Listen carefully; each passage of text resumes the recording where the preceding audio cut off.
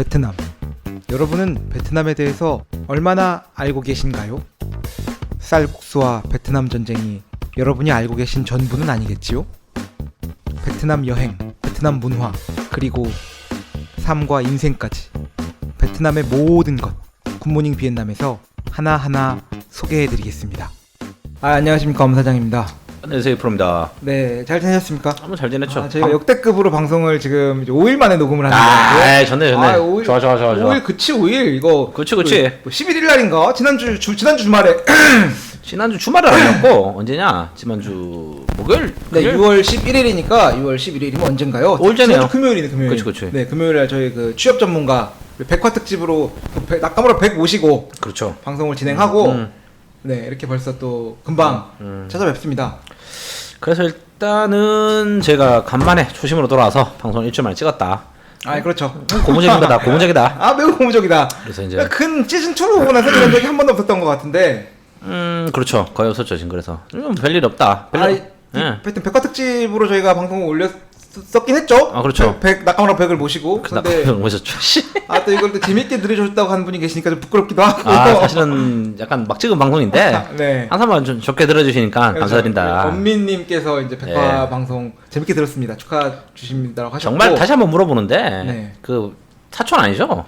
나는 모르겠어. 제가 방송에서 여러 번 물어봤어요. 그러니까 먼 친척은 맞을까요? 만약 엄씨기만 한다면은.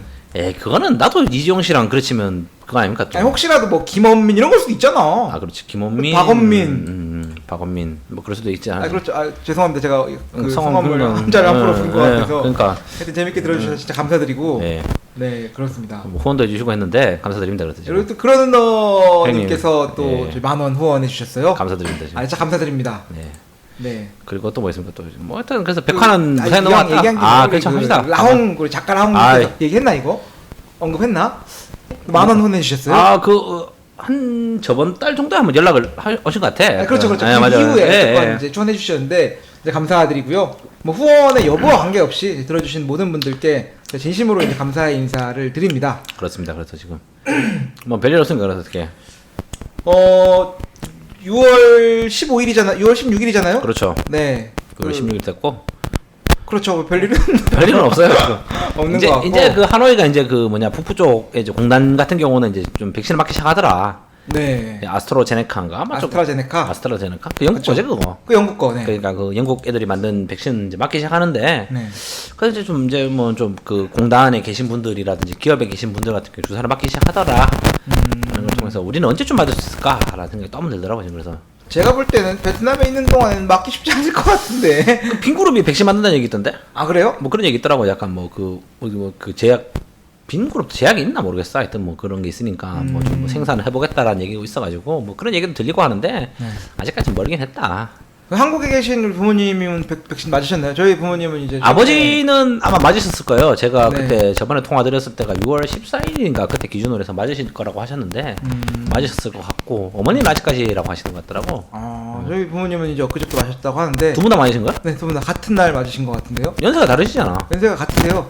그래요? 조금 다르긴 해. 뭐 민증상은 다르긴 한데 조금 다르긴 한데 여튼 뭐 몇 살 차이 나십니까? 두 분? 그 민증상으로는 1살 차이로 되어 있고요. 그리고 이제 실제로는 이제 같다. 그러면은 뭐 같이 맞으셨겠다. 왜냐면은 저희는 어머니 아버지가 연세 차이가 좀 있으신가요? 많이는 안 나세요. 네. 좀 나시는데 그런데 뭐 아마 1살 차이가 같이 맞으신 것 같은데 뭐 괜찮으시대요 어떻게? 네, 뭐 저 첫날에 좀 괜찮았다가 둘째 날에 좀 많이 좀 으슬으슬 하셨다고 했는데 그리고 나서 안부 인사를 못 드렸는데 올리시면 바로 드리실 거니까 네. 어머니 아버지 건강하시고요. 건강하시기 바랍니다. 항상 네. 건강하시기 바랍니다. 어쨌든. 그렇죠. 저희 프로 부모님도 건강하시고요. 네, 왜냐면은 그게 원래 친구들 맞은 사람 없어요? 얀센 백신. 얀센 백신 지금 많이 맞았지 이제. 내 친구들 맞더라고 이제. 네. 그 이제 예비군 뭐 그걸 해가지고. 그쵸. 민방인가 예비군 하면 맞잖아요 그거. 그쵸. 민방위 예비군. 친구 그쵸. 맞기 시작하는데 친구들도 처음에는 뭐 별일 없네 괜찮네 하다가 그날 저녁부터 아프다고 카톡으로 죽는 소리 오지게 하더라고 보니까 사람들이. 그래서 그쵸. 뭐 많이 맞더라고요. 뭐 최근에 어제 통화한 친구도 그 에스스 다니는 친구가 한 명 있는데 백신 맞으면 3일간 쉰다 하더라고. 그래요? 회사가 좋은 회사야. 좋은 회사야. 네. S가 그 회사니까. 네, 거기입니다. 거기. 당신 나온 S. 거기 말고. 다른 S. 그 더 큰 S. 더 큰 S. 빅S. 그쵸. 빅S다. 빅S라 하니까 어감좀 이상하긴 한데. 그렇습니다. 아 근데 이게 백신 맞고 돌아가신 분도 있더라고. 그 뭐 최근에 저녁 열흘 앞두고 요 뭐 맞았다 그랬더라? 그 뭐 맞았는데 그 네. 박장에도 한 명 베트남 사람 죽었다 하더라고. 아 이게 뭐 그거 어떻게 할 거야? 그렇다고 안 맞을 수도 없고. 아 맞아야 돼. 네. 이래가지고 내가 평생 살면 많아. 그쵸. 그치 내가 그 사랑하는 고향 땅 몸 밟아보고 부모님 얼굴 못 뵙고. 아니 물론 나 빼고 한 80%만 맞아도 뭐 내가 걸릴 일은 별로 없다고 하긴 하더만. 아 그래요? 그렇죠. 저 집단 면역이 형성이 되면은 80%야? 그렇죠. 나 빼고 다 맞으면은 그 남은 20%끼리 폭탄 돌리게 하는 거 아닙니까 이거? 이게 잘 안 된다고 하더라고요. 그게. 아, 그래요? 뭐 70%만 맞으면 집단 면역이 된다 하잖아요. 미국이 지금 50% 넘었잖아 얼마나. 잘은 모르겠습니다. 미국이 한 절반 정도 맞은 걸로 기억해요. 그래서. 미국도 절반 맞으니까 사람들이 안 맞는데. 그러니까 이제 네가 맞았으니까 내가 굳이 뭐 안 맞는데. 약간 그런 건가? 그래서 또 제가 좋아하는 또 슈카 형님 방송 네. 지금 얼마 전에 155만 명이 되셨더라고. 야. 옛날에 10만 때부터 봤는데 그 방송. 내가 20만 때부터 본 거 아, 같아요. 그거 내가 다시한테 얘기했나? 그 재밌다고 보라 했잖아. 아, 그러니까 그게 155만이 되셨더라고. 160만 유튜버이신데 얼마 전에 그 이제 그 슈카 형님이 하시는 그 뭐냐 유튜브 그 이제 슈카월드. 거기서 이제 백신 얘기 하시던데 진짜 접종률이 이제 가파르게 상승 곡선을 그리니까 이제 당신 같은 생각하는 사람이 있는 거야. 무슨 생각? 내가 20% 되면 안 맞아도 된다고. 아니 나는 안 맞아서 맞아도 그럴 수도 있다라고. 아 그렇지 그런 사람들이 맞을 생기니까. 거예요. 그러니까 들어보니까 뭐 홍콩인가 대만은 아파트를 걸었대. 아파트를. 그러니까 이게 백신을 맞으면은 추첨을 해가지고 아파트를 준다. 야 좋다. 그런 걸 이제 미국에서도 막 시작을 했대요. 이제 50%가 넘어가기 시작하면 사람들이 저항선이 생기잖아. 네. 아, 당연하지. 나도 조금만 옆집 사례 조금만 맞으면 너 이제 그 안 맞고도 해외여행 갈 수 있을 것 같으니까. 그런 것 때문에 지금 뭐 외국 쪽에서는 막 경품 많이 건다고 그러더라고. 뭐 중국에서는 들어보니까 막 아이돌이 와가지고 막 백신 맞으면 사인을 해주고 막 이런 것도 하고. 중국은 100% 신호팜으로 때리나? 모르겠어. 중국은 신호팜인가? 신호팜이지. 중국에서 미국 백신 놓진 않을 거 아니에요. 화이자 모더나 놓진 않을 거 근데 아니에요. 그 진핑형은 미국 백신 맞지 않았을까? 그건 그럴 수가. 야 G7 정상회담인가 뭔가 그쵸, 중국 빼놓고 있겠지만 원래 G7 영국이 안 들어가는 그렇지 중국이요. 중국 안 들어갔는데 네. 그런 뭐 회담 준비하려 했으면은 미국 백신 맞지 않으셨을까? 그렇죠. 나 같아도 내가 진핑 형이어도 나는 그 신호팜 안 맞지. 좀 찜찜하지. 스푸트니크 V 이런 거. 좀 찜찜하지. 그렇죠. 스푸트니크 뭡니까 그것도 그 뭐. 그 러시아 백신. 알지. 그러니까 그거 네. 찝찝하잖아. 그렇죠. 찝찝하지. 그런 거 좀 굳이 맞을 건 미제는 맞지 않으셨을까? 근데 지금은 이제 백신에서 나아가서 이제 그 치료약도 지금 개발을 하고 있잖아요. 코로나 치료제. 그러니까 걸린 사람들을 이제 치료하는 방법. 그건 뭐 한국 기술도 앞서 나가겠다고 한 걸 어디서 들은 것 같은데. 잘은 모르겠습니다. 그 주식질 하실 겁니다. 아마. 그 한국 그 큰 회사 있잖아. 그 뭐지 그? 삼바 말고. 뭐 있습니까? 광동제약. 광동제약 이런 거 말고. 뭐 있습니까? 그 대우 사람도 관련 있다고 하는 그 뭐 있지 않습니까? 그. 세트리온. 걔들이 만드는 건 아니잖아. 걔들은 생산하는 업체지. 레시피는 없어 걔들이. 네네. 하여튼 뭐 그래서 뭐 백신을 맞으면은 좀 좋아지지 않을까라는 거는 지금 뭐 빌려줬으니까 그래서 일단 거는 뭐 그 말고 베트남에 이제 그 월드컵 최종 예선 야. 그 우리 그 신태용 형님도 인도네시아에서 뭐 하신다며. 감독하세요? 그 트릭 그 매직 그 우리 그 태용 형도 지금 감독하고 계세요? 감독하시는 것 같더라고 보니까. 나 그건 잘 모르겠고. 우리 항서형님이 또 이번에 올라가셔가지고. 그렇죠. 이번이 월드컵이 그 32개가 아니라 팀이 늘어난 그건가요? 모르겠습니다. 요즘 그까지는 모르겠고. 뭐 하여튼 뭐 월드컵 그게 원래 32강부터 시작하잖아 원래. 그렇죠. 그게 늘어났다는 얘기를 들었던 것도 같은데 이번부터 48개인가? 근데 그래서 그런가? 그거는 아마 늘릴 수도 있는 게 그 되게 표를 의식 많이 하잖아요 피파에서. 네네. 그 뭐냐 그 이제 제3 아프리카라든지 이제 그 아시아 동남아권에 이제 표를 많이 뿌리는 이유가 이제 그 피파 회장 그 표 선출하는 게 영향을 많이 받는다 그러더라고 보니까. 그래서 최대한 많이 늘리고 싶어 한다 그러는 것 같은데. 네네. 베트남이 지금은 뭐 최종 예선 이제 진출해가지고 역대 최초라고 했는데 또 우리 또 황서영님 또 가지고 또 말이 많더라고 보니까 인터넷에. 나 갑자기 궁금한 게 생겼는데 그 도쿄 올림픽인가 그거 어떻게 됐어요? 캔슬 났잖아. 지금 하고 있어야 되잖아 원래. 캔슬 났어요 이거 확정적으로? 뭐 연장 아니면 캔슬이 아닌가? 그러니까 하는 걸로 하긴 해요. 캔슬 났잖아. 이제 캔슬 났다. 왜냐면은 지금 만약에 정상적으로 했으면은 지금 하고 있어야 되잖아 올림픽. 그러면 또 연기인 거야? 아니면은 그 뭐 연기하겠? 캔슬. 그럼 이제 역사상 한 번은 뛰고 가는 거고. 그렇죠. 그러면 4년 텀으로 있는 다음 텀에 다시 도쿄에서 하는 건가요? 아니면 아예 이번 거 그냥 패스 건너뛰는 걸로. 그러니까 건너뛰는 걸로. 사연하라 했다. 와, 이게 진짜 이 천재 일루의 기회를. 좋은 건가? 놓친 거죠? 놓친 거예요? 아 그렇죠. 다 대한민국이 1988년도 월드컵 올림픽 기준으로다가 이렇게 세계적으로 호돌이 아저씨 와가지고 일본은 사실 그게 뭐 필요 있는 국가는 아니잖아요, 근데. 뭐 그건 그렇지만 그거는 보고 싶긴 하다 개인적으로. 뭐. 그 개막식 이런 거 하면은 네. 막 피카츄 나오고 할 거 아니야, 막 드래곤볼이. 아 그러겠네. 그렇지 막 야무치가 막 던지고 그렇죠. 막 나루토 그런- 나와가지고 그러니까 그 뛰어다니고 그런 거 보고 싶다. 진격의 거인 나와가지고 그렇지 막 와 하면서 이제 막 이런 거 재밌을 것 같아.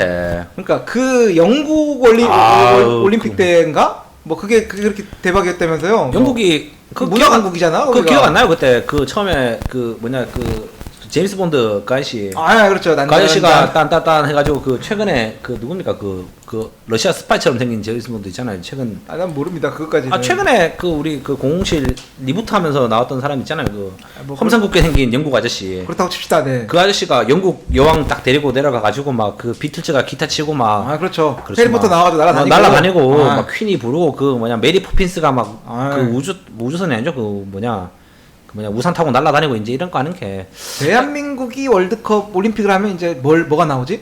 뽀로로지. 핑크퐁. 야 BTS랑 뽀로로랑 핑크퐁을 셋이 손잡고 춤추면 돼요. 한복 이런 거 하면 안 돼. 사이드 있네. 사이 약해. 사이 야 10년 사이 아직 안 돼. 생명이 다 있다고 그 사람은. BTS에다가 BTS랑 BTS가 뽀로로 탈 쓰고 춤추면은 그냥 끝난 거야 그냥 그게. 뽀로로도 근데 월드 클래스인가? 아 월드 클래스죠. 뽀로로까지는 모르겠네. 뽀로로 핑크퐁 이런 친구들 월드 클래스입니다 아직까지. 한국에서 잘 만들어요 애니메이션을. 아, 그렇지. 뭐 그 핑크퐁은 인정이. 핑크퐁은 그렇죠. 그러니까. 유튜브 조회수 1위 아닙니까? 그러니까 그런 사람들이 딴 거 필요 없어요. BTS랑 딱 2명만 넣으면 돼. 나머지 뭐 그 뭐냐 그 야금치고 그렇다. 그게 문화 한국 아니냐. 아, 그렇죠. 그러다가 이제 뭐 송강호 씨 나와가지고 이제 한번 자빠지고 이제 이러면은 송강호도 월드 옛날에 클래스. 그 기생충 있잖아요. 기생충 와가지고 한번 그 자빠지고 뭐 이런 거 한번 하면은 네. 그게 그거지 뭐 딴 거 있습니까 지금. 아유, 뭐 그렇죠. 딴 거 없다 지금. 옛날에 와가지고 뭐. 별건 아닌데 그 뽀로로였나 그게? 그 요새 그 잔망 루피라고 잠만 루피가 뭡니까? 루피 몰라요? 루피는 고무고무 아니 고무 말고 고무 루피 말고 그 뭐야? 카톡 이모티콘으로 엄청 유명한 잔망 루피라고 있거든요. 아 그래 뭐야 또. 아 나중에 찾아보세요. 하여튼. 아, 하여튼 그거. 요새 그게 이제 판매 1위라고 하더라고. 아 그래요? 여튼 뭐 그렇다는 거고요. 요새 뭐 이사장님 별일 없으시죠? 별이 있을 게 뭐 있어요 지금. 네. 이거 별일 있는 걸 말씀해 주셨었는데 이거 지금 이제 뭐 본론으로 얘기를 본론이랑 연관되는 건데 네. 최근에 이제 베트남 주식을 시작했다. 그렇죠. 그래서 이제 했는데 오늘 뭐 쓰나쓴 쓰리쓴 쓴 맛을 봤다. 맛을 봤지만 아. 다시 좋아질 거라라는 그쵸. 그런 그 좋은 기대감을 이거 제가 본론에서 얘기할 거고 그거 제외하고는 뭐 특별한 건 없네요 지금. 그래서 베트남이라는 나라에서 생긴 이슈나 이런 것들이 좀 있을까요? 베트남 이슈가 뭐 있습니까 요즘? 뭐 축구 얘기는 했고 이미. 그 박항서 감독 뭐 그 얘기 있었잖아요 지금 최근에. 뭐 무슨 일 있었어? 이제 뭐 최종 예선 끝나고 이제 네. 퇴진하겠다. 그런 얘기 했어요? 뭐 그런 얘기 나왔었는데 그러니까 뭐 자꾸 그러면서는 이제 좀 뭐 요즘은 제가 주로 보는 커뮤니티 사이트에 네. 이제 그 베트남 축구 관련해서 글을 쓰시는 분이 있어요. 아. 그분들 얘기를 보면서 제가 뭐 이런저런 얘기하는데 뭐 어차피 다 기자들이 만드는 억측이고 아직까지도 베트남 협회랑 박항서 감독님을 좋은 관계를 유지하고 있다라는 정도인데 그러니까 저는 그걸 보면서 좀 다른 생각이 든 게 뭐냐면은 네. 저도 이제 글을 한 번씩 쓴다 그랬잖아요. 제 글을 보고도 사람들이 많이 문의를 하세요. 베트남 박항서 감독 어떻게 생각하시냐라는 얘기를 많이 하시는데 첫 번째는 이미지 되게 좋아요. 아직도 택시기사 타면은 박항서. 그렇지. 남독 박항서 아직 얘기하세요. 사실은 그게 뭐냐면 아직까지 이미는 좋으시고 두 번째가 뭐냐면은 참 이거 좀 과도한 국뽕을 좀 뺐으면 좋겠다는 게 한국 축구도 보면은 우리 국가대표 감독한테 욕하잖아. 하지. 히딩크 감독 옛날에 그 네덜란드 만나고 5대 떡 깨지고 할 때 4대 떡이었나? 깨지고 했잖아 맞죠? 그거 퇴진하라고 욕 많이 먹었잖아요 그분도. 지금 와서 4강 갔으니까 그쵸. 다 좋은 해피엔딩은 끝난 거고. 그리고 보면서 느낀 게 뭐냐 그 박항서 감독이 개인적으로 봤을 때는 그 개인적인 비즈니스인 거잖아요 사실은. 개인적인 취업을 한 거고. 그렇지. 개인 취업해서 뭐 그러면서 거기서 나오는 자본들이라든지 같은 경우는 그분의 연봉에 따라오는 거라 생각해요 저는. 국가대표 감독을 맡는 자리면은 그렇죠. 그럼 잘못되면 잘못됐다고 욕할 수도 있고 연봉이 어쩌니 그런 가십거리가 나올 수밖에 없어요 사실은. 우리도 네. 맨날 그러잖아요. 슈틸리케 나가라고 맨날 그 슈틸리케 감독 뭐 있잖아요. 그치. 돌틸레킨이 뭐니까 가지고 아. 그 나간 사람들 보면은 맨날 다 욕을 했단 말이에요 사실은. 그랬죠. 근데 그렇다고 해서 독일 사람들이 한국 사람들 여론에 돼가지고 그 슈틸리케 감독을 욕한다고 독일 여론이 막 끌진 않거든. 내 생각에는 끌진 않을 것 같아. 네. 근데 그 뭐랄까 그 개인의 비즈니스고 개인의 일 하시는 건데 너무 그 애국심이 들어가가지고 아니 베트남 협회에서 돈 주는 사람이고 고용주잖아. 그렇죠. 그냥 트러블이 생기고 문제가 있다 하면은 거기에 대해서 피드백을 줄 수 있는 거 얘기를 할 수 있는 거란 말이에요. 그런데 왜 우리 이런 얘기하면 내가 욕먹을 것 같긴 한데 왜 우리 네티즌들은 거기 자꾸 해가지고 뭐 베트남 협회가 잘못했는데 못했 아니 뭐 따지고 보면 협회랑 감독 간의 개인적인 고용 관계인데. 그치 개인적인 생긴데 그거에서 너무 사람들이 막 이렇게 좀 막 그 이제 뭐냐 그 있잖아요 그 뭐냐 말이 많다. 이런 것도 좀 생각이 들더라는 거죠. 그래서 여튼 뭐 잘 지내고 계시고 감독님은 어쨌든 간에 지금 월드컵 최종 예선은 간 적이 한 번도 없을 거야 아마 지금 최초죠. 그래서 뭐 되게 좋은 상태고 잘 되고 있는데 굳이 뭐 그 사이에서 뭐 이렇게 왈가왈부할 거는 아니지 않냐 생각이 듭니다. 네 그렇다. 라는 걸로 오늘 인트로 이 정도 마무리하고 사실은 또 중요한 게스트 모셔가지고 그렇죠. 저희가 또 그 백화보다 더 중요한 백일화 그 백일화 101마리 강아지가 유명해서 백일이 그런가? 백일섭 씨가 옛날에 연기자 옛날에 아버지 우리 예전에 있지 않습니까? 그 아버지 그 대표적인 주자 백일섭 씨. 백일섭 씨다. 나 처음 듣는데. 그거 몰라요, 그거? 아, 내가 이 프로를 통해서 모르는 걸 많이 알아요. 최근에 최백호 씨. 최백호 씨 몰라. 아. 백일호? 백일섭? 백일섭 씨 모르십니까? 백일섭 씨. 그 아버지 역할로 얼굴 보니까 알겠네. 잘 지내신지 모르겠는데. 그렇죠. 제가 100kg와 특집으로 해서 방송 시작하는 오늘 이게 그 사실 이게 제목은 딱 못 정하고 시작을 하는 것 같고요. 네. 전반적으로 다 끝난 다음에 오늘 어떤 내용을 이야기했나라는 걸 이제 되새겨 보면서 그렇죠. 제목을 정해야 될 것 같아요. 일단 뭐 주제는 저희가 이제 준비한 게스트는 그 뭐랄까 뭡니까? 베트남의 그 금융에 움직이시는 분. 그렇죠. 금융을 움직이는 큰 손이기도 하고 파이낸스. 한국에서 이 뭐라 해야지? 그 좋은 나랏밥을 많이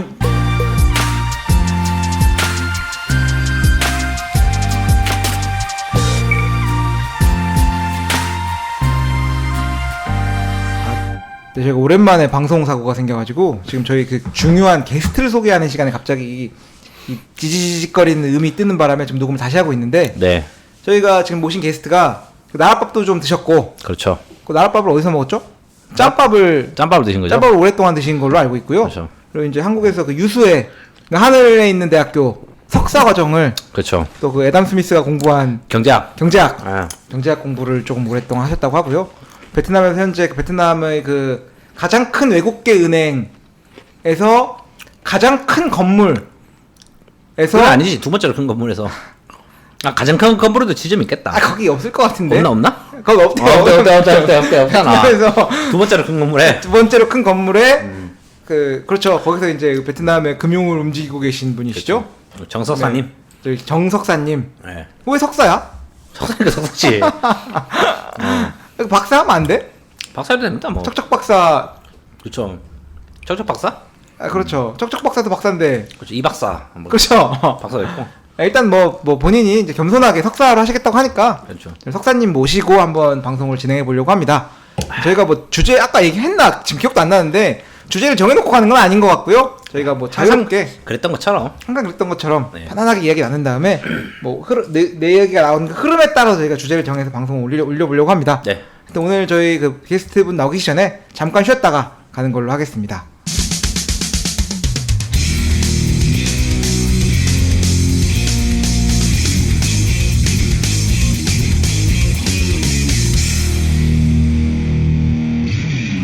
저희 그 귀한 게스트 정석사님 소개하도록 하겠습니다. 그렇죠.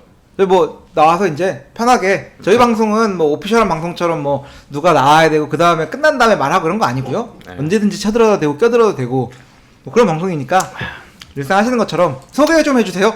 네. 네, 안녕하십니까. 정석사입니다.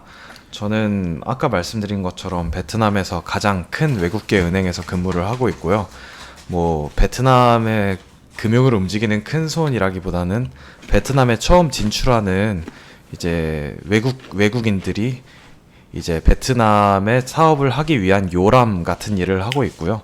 저한테 거쳐서 이제 사업이 커지면 이제 다른 곳으로 많이들 가시더라고요. 어쨌든 저는 베트남에서 이제 은행에 오셔서 처음 사업을 하시는 분들을 돌봐드리고 안내해드리고 그런 일들을 주로 하고 있습니다.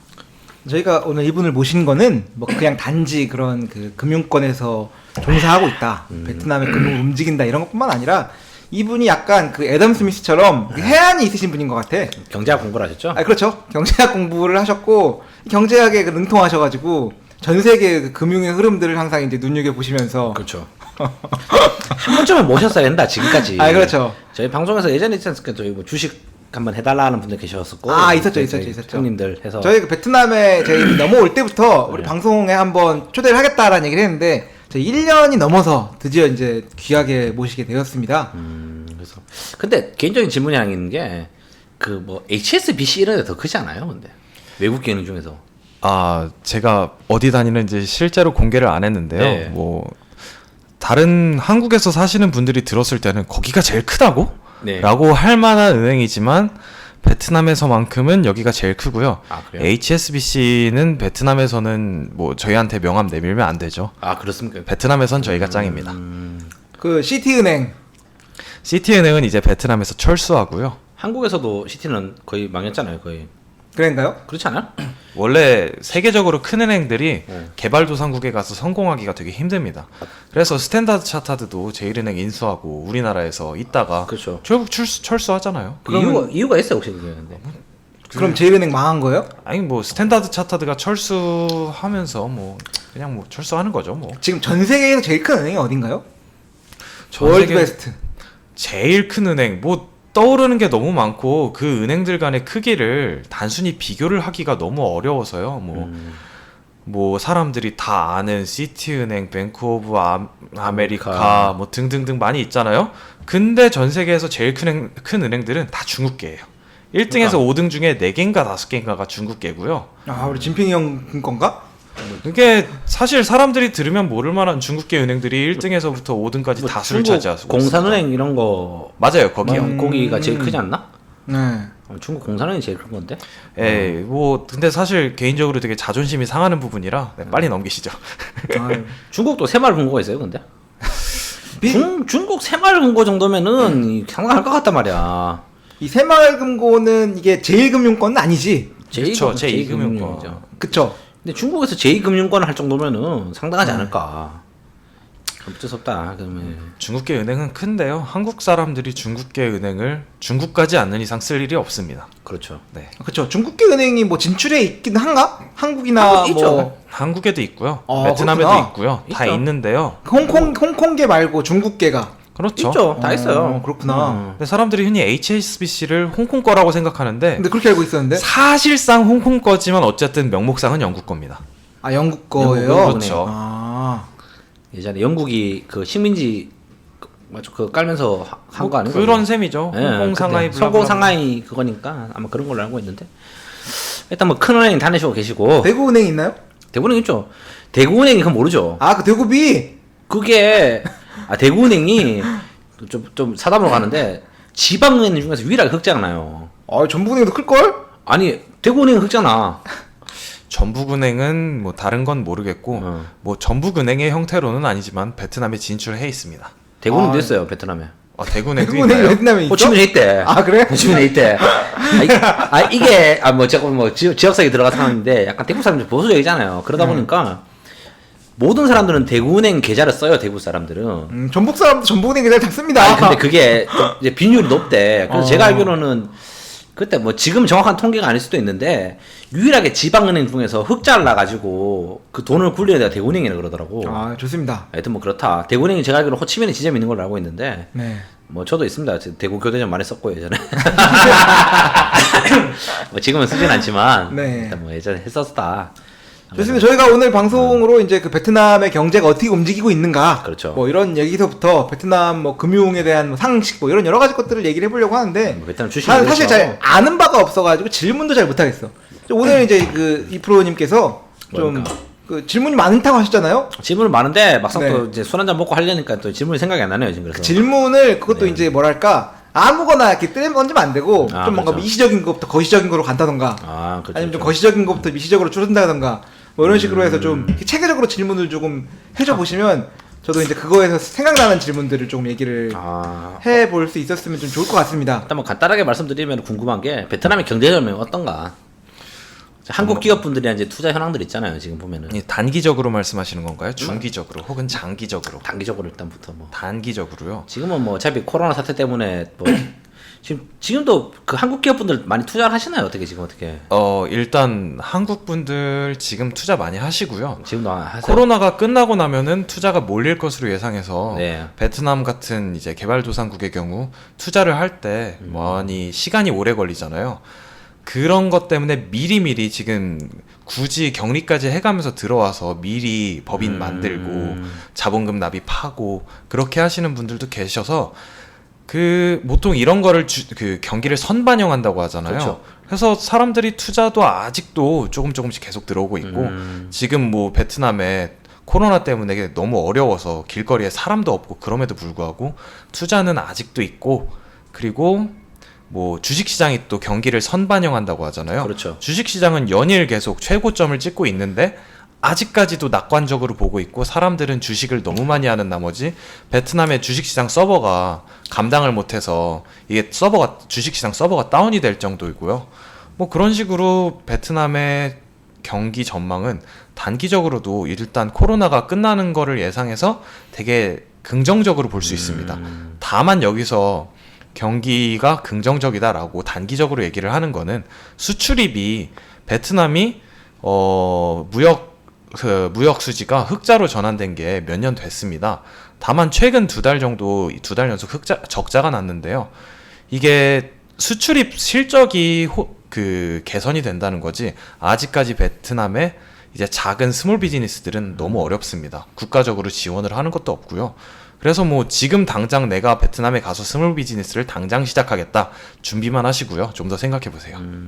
이제 연일 흑자를 그 주가 갱신하고 있는데 우리 이프로님 아이고 주식은 좀 이따 얘기하는 거고 제가 그런가요? 왜냐면 주식 시작했거든요. 제가 뭐 좀 더 하는 게 일단 좀 이게 뭐 업무상 기밀이 아니라면 좀 여쭤보고 싶은 게 최근에 이제 그 베트남에 미리 들어오셔가지고 사업을 준비하시는 분들 있지 않습니까? 보통 어떤 업종을 준비하세요 지금 현재? 사업은 정말 다양합니다. 네. 뭐 다만 이제 베트남의 특징상 네. 뭐 주로 이제 사람들이 베트남 가서 뭐 해야 하면 제조업을 많이 그렇죠. 생각을 예, 하시잖아요. 저 인건비 따먹기 사실 뭐 중요한 건 제조업 신규도 들어는 오는데요. 네.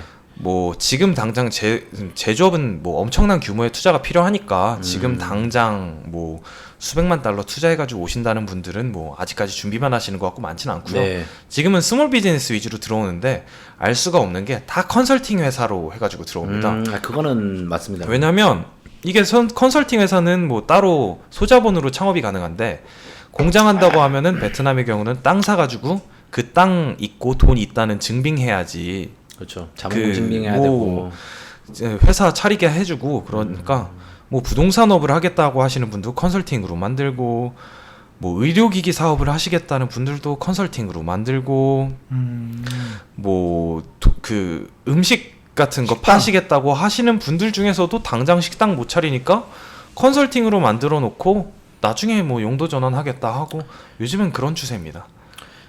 이거는 뭐 제가 좀 일을 해봐서 아는 게 컨설팅 제일 만들기 쉬워요 사실은. 뭐 그쵸. 그 거의 뭐 자본금 그 제약 없고 사실은 자본금이 2만 달러 가지고도 만들더라고요. 2만 달러도 필요 없어요 사실은. 10,000달러도 받았어요. 만 달러 받고 그러니까 그게 뭐 말하기에 따라서 10,000달러로 되기도 하는데 그러다 보니까 간단하게 만들 수 있고 하다 보니까 컨설팅 쪽으로 많이 하시긴 하실 거예요 아마. 그래서 일단 뭐 당장 뭐 경제 전망은 밝다. 뭐 지금 당장 이렇게 네. 이머징 마켓 중에서 가장 떠오르는 별 하나를 꼽으라고 하면 베트남이니까요. 그렇죠. 단기적으로 밝다. 뭐 그렇다고 1년, 2년 뒤에도 계속 막 그렇게 막 주식시장이 마냥 밝을 거냐? 라고 말하면 그건 또 모르고요. 근데 또 한 5년, 10년 전망으로 봤을 때 밝다. 근데 그렇다고 해서 10년 이후에 뭐 15년, 20년을 봤을 때 밝느냐? 저는 그건 동의는 못하겠습니다. 아무래도 뭐 경제학 전공하셨으니까 좀 보시는 게 다르지 않을까. 왜냐면 어쨌든 간에 저희는 좀 믿음이 있으니까 베트남에 붙어 있는 거 아니겠습니까? 사실 베트남이 조금 더 좋아질 거다라는 그렇죠. 거. 최소한 내가 있는 동안에는 이제 같이 클 거다. 그것도 그 아시다시피 또 미중 무역 분쟁이 가장 수혜받는 국가 중 하나가 베트남이고 제가 뭐 방송에서 말씀 많이 드렸다시피 이제 뭐 어쨌건 간에 베트남이라는 국가의 지정학적 위치가 있고 그 동남아시아에 대한 어쨌건 그 관문이지 않습니까? 그러니까 이제 중국과 동남아시아를 끊는 그 큰 라인 중 하나이기 때문에 이 위치 같은 경우는 분명히 뭐 미중 무역 분쟁이라든지 이런 거에 대해서는 분명히 혜택을 받고 있고 사실은 또 그 지금 양국 간에 그게 지금 그렇게 해결될 기미가 안 보이고 있잖아요, 사실은. 뭐 이런 것도 영향이 있죠, 아무래도 베트남에 대해서. 뭐 당연히 영향이 있을 수밖에 없고요. 네. 뭐 미국이 제재를 하다 보면은 네. 이 베트남의 은행에 있으면은 미중 무역과에 마냥 수혜를 받을 것 같은데요. 네. 또 그렇지도 않은 게 네. 베트남은 원자재를 다 중국에서 수입을 그렇죠. 해와서 대부분 중국에서 수입해와서 여기 뭐 만들어야 됩니다. 인가공을 하는 거죠. 그렇죠. 그렇죠. 근데 이게 미국에서 중국에 대해서 제재를 걸어버리니까 네. 중국 자본이 네. 그 결부가 되어 있는 자본을 함부로 못 받는 거예요. 음. 그러다 보니까 뭐 은행들끼리 모여가지고 프로젝트 파이낸싱 해가지고 와 밀어주자 하고 하다 보니까 알고 보니까 제재 리스트에 들어간 데가 하나 있네. 그런 거 빼다 보면은 결국에는 뭐 남는 게 없을 때도 있고 뭐 그렇다 치더라도 어쨌든 플러스 마이너스를 따져 보면 플러스라고 봐야겠죠. 분명히 득을 보는 건 있잖아요, 사실 이 나라. 많습니다. 많죠, 사실. 사실은. 네. 사실 중국이 뭐 아직까지 계속 공장을 한다면 뭐 어차피 인건비가 이미 1인당 GDP가 $10,000가 넘었으니까 넘었으니까. 더 이상은 못 하겠지만 어쨌든 저는 뭐 미중 무역 분쟁 때문에 저도 베트남에 왔다고 할 수도 있겠죠. 앞으로도 뭐 전망은 괜찮을 거라고 생각하세요, 어떻게 되세요? 뭐 베트남은 네. 2033년까지 $10,000를 목표로 하고 있습니다. 2033년 네. 12년 남았네요. 근데 뭐 다수의 국제 기구에서 전망하는 거는 한 2035년쯤에 $10,000에 달성하지 않을까라고 전망을 많이 하고요. 그다음에 이제 외국계 1위 은행인 저희 은행에서 이제 전망을 하기로는 뭐 그 지금 말씀하신 2033년에서 2035년쯤이면은 태국 수준의 이 경제 수준까지는 되겠다라고 전망을 하고요. 조만간 태국을 잡을 수가 있는 건가요? 태국은 사실은 태국을- 얼마 전에 필리핀이 넘었잖아요, GDP가. 필리핀 넘었어요. 지금 네네. 유례가 없었는데. 얼마 전이 아니라 꽤 됐습니다. 꽤 됐죠. 아직간에 뭐. 뭐 지금은 필리핀하고 네. 태국은 비교감이 안 되고요. 어쨌든 간에 개인적으로 베트남하고 필리핀이 좀 비슷하다고 보지만 명목 GDP는 필리핀이 더 높은데요. 여기서 살면서 느끼는 거는 베트남이 필리핀보다 훨씬 잘 더. 살고 그리고 그 GDP도 넘었다는 것 같은데 이제 그게 아마 필리핀 같은 경우도 이 슈카 방송에서 제가 본 건데 저는 경제를 슈카로 배우기 때문에 슈카 형님 너무 훌륭하고 네, 훌륭하신 분이죠. 그렇죠. 근데 뭐 그거 아마 PPP 아, 그러니까 물가를 감안해가지고 했으면은 베트남이 넘었을 수 있는데 네. 명목은 놀랍게도 제가 2020년 통계까지 봤을 때 아직 안 넘었습니다. 아 그래요? 지금 뭐 이것도 제 내피셜 왜냐면 기억이 잘못했을 수도 있어요. 6월 한 둘째 주 방송이었거든요. 저번 주 방송이라 가지고 제가 정확한 건 아닌데 그래서 이제 그 태국을 이제 좀 추격하고 있다라는 거 그래서 이제 뭐 그때 저희가 방송에서 다뤘던 게 똑같이 하시더라고. 이제 그 태국이 이제 예전에 산하 제한하면서 이제 중진국의 함정에 걸렸고 이제 베트남은 치고 올라오고 있다라는 얘기를 방송에서 언급하시면서 베트남의 주식 얘기를 하시는 거예요, 결국은. 그래서 주식이 항상 뜨겁다. 라는 걸 이제 그 얘기를 하시면서 뭐 제 뒤에서 주식 얘기를 하긴 할 건데. 사실 저희도 그래서 방송에서 많이 말씀했죠. 저희도 청취자분들한테 말씀 많이 드린 게 그래도 베트남이 동남아시아에 있는 국가들 중에서는 제일 좀 가능성이 있지 않냐라는 거에 대해서 저희가 말씀을 뭐 많이 드렸죠, 사실은. 그리고 약간 그게 맞아 떨어지는 것 같아서 좀 기분 좋긴 합니다, 사실은. 네. 뭐 동남아시아 저는 이미 베트남은 네. 동남아시아 안에서는 네. 최고라고 생각을 하고요. 제가 돈을 가지고 투자를 한다고 하면 베트남과 인도네시아 그렇죠. 이 두 개 정도만 투자를 할 거고요. 그 외의 나라들은 뭐 투자하겠어요? 사실은 뭐 좀 이런 말씀 드리면 그렇긴 한데 좀 유사국가죠, 사실은 다 보면. 그러니까 뭐 네, 그렇죠. 유사국가예요. 유사국가예요. 이거 저희가 1년 전쯤에 이 방송했다 욕을 많이 먹었어요. 그러니까 이거 가지고 한참 그때 혐한 열풍 심할 때 있잖아요. 그때 그쵸. 방송 이거 했다가 제가 대차게 까였었는데 아니야 다를까 미얀마가 터지는 거 보면서 속으로는 약간 기분이 좋다. 내 얘기가 맞는 것 같아가지고. 이게 기분 좋은 건 아니지만 뭐 아유, 우리나라 맞죠. 사람들이 거기 가서 뭐 투자는 많이 하셨어요, 근데 사실은 그때. 네. 뭐 어쨌든 베트남을 이제 동남아시아의 다른 국가들하고 비교를 하는 건 무의미하다고 생각을 하고요. 네. 저는 태국 수준까지는 가는데 가죠. 문제는 태국 수준에서 멈추느냐 그 이후로 가느냐. 그렇죠. 대다수의 전문가들은 멈출 거다. 태국 수준에서 멈출 거라고 보죠. 그러니까 뭐 그 $10,000 뭐 35년 뭐 그렇게 전망을 하더라도 그때까지 성장이 뭐 빠르게 계속 그렇게 성장을 한다는 게 아니라요. 그냥 중진국의 함정에 빠질 확률이 상당히 높다고 봐야 되는 게 한국처럼 뭐 기술 투자를 많이 하고 그렇게 자국 기업이 성장을 한다라고 질문을 하면은 아직까지 모르겠습니다. 그렇죠. 베트남의 스타트업 시장도 제가 이제 뭐 스타트업 엑셀러레이터나 이런 데를 통해서 보는데 뭐 IT 관련된 거 많아요. 근데 그뿐이에요. 첨단 산업에 진출할 수 있느냐라고 하면은 물론 한국이 삼성이 뭐 82년도인가 3년도에 도쿄에서 삼성이 반도체 선언하고 현대차가 차 만들고 한다고 할 때 누가 긍정적으로 봤겠어요. 그렇죠. 다 부정적으로 봤지만 한국은 해냈고 근데 베트남에 대해서 긍정적이냐? 누구도 긍정적으로 보지 않아요. 이 말의 뜻인즉슨 미래는 모르는 거지만 다수의 전문가들은 부정적으로 생각을 한다. 그리고 또 이걸 투자에 연결해 봤을 때 투자라는 건 선반영이라고 했잖아요. 남들이 그렇게 생각하지 않는데 거기에다 대고 내가 무턱대고 나의 이제 희망적인 신념을 그 신념으로 가질 수 있을까라고 하면은 아니죠. 대한민국이 만불을 언제 넘었나요? 대한민국이 만불 90년대냐? 만불은 90년대에 넘었고요. 90년 넘었어. 1980년대 후반까지만 해도 뭐 제가 정확하게 기억은 안 나는데 1980년대 중반 후반쯤에 $1,000 맞아요. 그때 $1,000 넘었다고 막 하다가 그러고 나서 10년이 안 지나가지고 $10,000를 넘었던 걸로 기억을 하거든요. 아 80년대 초반만 해도 $1,000 그렇죠. 때였어요? 1000불은 넘지 않았나요? 그래서 잘 모르겠는데. 어쨌든 지금 베트남의 소득은 한국의 1980년대 중반 정도 소득이라고 1980년대 후반 뭐 그 정도로 볼 수 있습니다. 근데 한국이 지금 3만 불이 넘었잖아요. 그렇죠. 근데 그럼 만불 가는 것보다 이제 만불을 넘어가면 이제 2만 불, 3만 불 가는 게 훨씬 더 쉬운 느낌인 건가? 아니요, 그건 아니고요. 한국은 그때 전 세계가 고도 성장하는 그 시기를 잘 타고난 거고 그 시기를 벗어났을 때 우리나라는 전 세계 사람들이 잘 모르는데 삼성전자는 90년대 후반에 이미 반도체 그 메모리 반도체에서 뭐 1등 뭐 이렇게 했고요. 그렇죠. 근데 우리는 베트남은 그러니까 그 말의 뜻인즉슨 $10,000쯤 갔을 때는 베트남도 전 세계를 움직이는 산업이 있어야 되는데 베트남에 그게 보일 기미가 없으니까. 빈페스트가 전기차에서 테슬라나 기아차만큼 갈 수 있을까요? 아유. 근데 이 얘기를 하고 싶었거든. 그 얘기했잖아 방송에서 제가 또 뇌피셜로 내가리 깐 게. 네.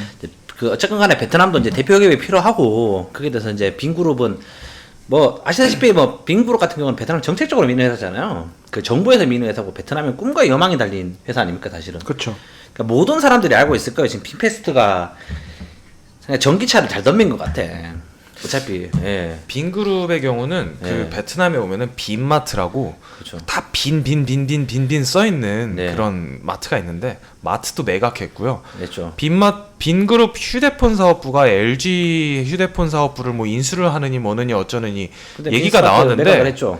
다 팔았죠. 다 팔았죠. 다 팔고 지금 전기차에 집중을 하고 있는데 그렇죠. 저는 개인적으로는 이 전략은 맞다고 봅니다. 맞죠. 그러니까 이게 전략이 성공할 거다 실패할 거다를 떠나가지고 지금 베트남은 뭐 개인적으로는 할 수 있는 것들을 한다라는 생각은 들어서 그러니까 뭐 동남아에서 가장 긍정적이다라고 할 수 있는 거고요. 이거를 작년에 방송 이 얘기를 했었거든요 사실 저희도. 예, 왜냐면은 선구안이 있으시네요. 왜냐면은 베트남 같은 경우가 어차피 목숨을 걸어야 돼요 사실은. 왜냐면은 우리가 태국에 있는 회사의 브랜드는 아무것도 몰라요. 그렇잖아요. 이제 중국은 우리가 중국에 있는 회사의 브랜드를 알잖아. 화웨이를 알고 샤오미를 알고 그 회사의 뭐 지리 자동차를 알고 회사 브랜드를 아는데 모든 중국을 제외하고 나머지 국가들이 뭐냐면은 그 트라이를 했던 국가들이 모든 회사가 제2의 삼성이 없었고 뭐 예를 들면 애플이 없고 예전에 뭐 그게 없으니까 다 결국은 이제 그 이상을 못 올라갔는데 그래서 그 베트남의 같은 경우는 빈그룹 같은 경우는 포석을 떴고 저는 뭐 개인적인 에피셜로 마산이고 빈그룹이 다 한통속이라고 보기 때문에 그다 그놈들이고 이제 베트남 정부와 이제 베트남 국민들의 꿈과 염원이 달려있는 주식이고 지금 그래서 지금 빈그룹도 지금 상장액이 나오잖아요. 지금 미국에 빈페스트 지금 미장 상장할 거다라는 건데 저는 뭐 개인적으로 빈그룹을 살 거예요 주식을. 저도 그거는 뭐 동의합니다. 저도 살 거예요. 그리고 이거를 미국에서도 뗄감을 뗄 것 같아. 뗄 것 같은 게 뭐냐면은 어쨌건 미중 무역 분쟁이라든지 중국을 견제할 수 있는 좋은 파트너는 저는 베트남이라고 보는데 생각하는 건데 베트남에서 그 어차피 베트남은 빈패스트가 현대만큼 돼도 얘들은 중국만큼 큰 소리를 못 칠 거라는 거지. 그렇기 때문에 뭐 저는 뭐 경제를 공부한 사람은 아니지만 제 생각이 뭐냐면은 충분히 베트남에서 이제 베트남이 좀 더 많이 나아가야지 중국에 대한 좋은 대항마가 될 수 있지 않냐라는 식으로 해서 아마 제 생각에는 빈패스트가 미국에 상장을 하게 되면은 상장 전에 아마 미국에서도 여러 가지 뗄감을 떼지 않을까 거기에 대해서 좋은 소식을 주고 좀 돈이 몰리게 해가지고 할 거라고 해서 지금 그래서 빈 그룹을 지금 사야 되는데 제가 지금 오늘 베트남 증권주에 돈이 물려가지고 5%가 빠졌다. 어제 좀 선택을 하는 어중인데 그래서 좀 그거는 좀 저는 생각을 하고 했어요. 사실은 그때도 여기 석사님께서 말씀하신 것처럼 이게 성공 못하면은 베트남도 영원히 그거거든. 이제 저기 태국처럼 저기 우리 고고박 가서 이제 술 까야 되는 거고 이제 그 망고나 팔아야 되고 저 일본 애들 저 냉장고 화창밖에 못 받는다는 거야 지금. 그렇기 때문에 그래서 저도 충분히 동의하는 게 이제 여기서 되게 중요한 포석을 뒀는데 이제 여기가 이제 과연 이제 이 나라 정부와 세계 정세가 어떻게 돌아가 가지고 어차피 동남아에서 제가 봤을 때는 전기자동차가 한 4등만 해도 돼. 제 생각에는 4등, 3등 정도만 해도 4등은 의미가 없죠. 아니 그 정도면 충분히 먹고 살아요. 그리고 그 정도의 뭐 대표성 정도가 있다라는 것만 있으면은 물론 뭐 제가 봤을 때는 이제 그 더 이상을 보고 이제 빈그룹에서 전기자동차 투자를 할 것 같은데. 근데 뭔가 그런 거창한 사업이 성공적으로 이루어지려면 뭔가 그런 부품 소재 산업, 그 뭔가 기반이 필요 되는 없어, 사업들이 좀 이루어져야 되는데 베트남은 그게 안 되는 전기차는 저는 봤을 때는 엔진을 만드는 게 아니잖아. 테슬라가 전기차를 하잖아요. 그쵸. 그게 뭐냐면은 그거 필요 없어도 된다 생각해요. 테슬라는 사실은 뭐 자율주행이라든지 그쪽으로 강점이 있는 거지 차조립에 강점이 있는 회사는 아니잖아요 사실은. 걔들 뭐 제가 알기로는 배터리도 다 저기 LG 케미컬 그거 사잖아요 다. 네, 그래도 LG화학. LG화학이라든지 뭐 삼성 SDI 사잖아요 거기 다. 그게 뭐냐면 조립하는 건 크게 기술이 아닌 것 같고. 자율주행이 중요하죠. 그렇죠. 사실은 그게 중요한 건데. 베트남의 경우는 사실 자율주행도 없고 그래서 긍정적으로 볼 수가 없고요. 네. 근데 저는 사실 뭐 여기서 한국 분들이 들으시는데 베트남에서 뭐 빈그룹이 어떻고 뭐가 어떻고 하는 것보다는 약간 산업 위주로 말씀을 드리고 싶은데요. 네. 보통 사람들이 은행을 생각을 했을 때 뭐 선진국에 있는 미국에 있는 뭐 골드만삭 그렇죠. 투자은행 뭐 골드만삭스나 JP모건 체이스 뭐 뱅크 오브 아메리카 뭐 이런 데 생각하잖아요. 근데 미국 은행은 뭐 워낙 잘 나가니까요. 그렇죠. 뭐 괜찮은데 그 외에 선진국 은행 중에서 생각나는데 뭐 있나요? 뭐 영국의 스탠다드 차타드나 뭐 독일의 뭐 도이치만크 뭐 이런 데 있겠지만 그렇죠. 말고 없잖아요. 네. 그쵸. 그게 저는 개인적으로는 개발도상국에서 안정적으로 돈을 잘 벌 수 있는 게 뭐가 있을까라고 하면은 은행이다. 네, 그렇죠. 그쵸. 왜냐하면 은행은 그 예대 마진이라는 게 있잖아요. 예금 대출. 보통 사람들이 아니요. 예대 마진은 예대 마진 뭐예요? 아니, 일단은 뭐 사람들이 또 제가 한국에서 은행에 한 돈 1,000만 원 놔두잖아요.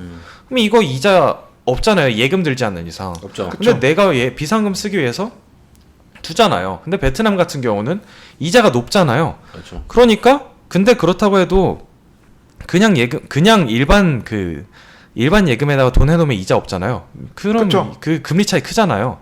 그러니까 쉽게 말하면 은행업은 금리가 높으면 높을수록 수익성이 좋습니다.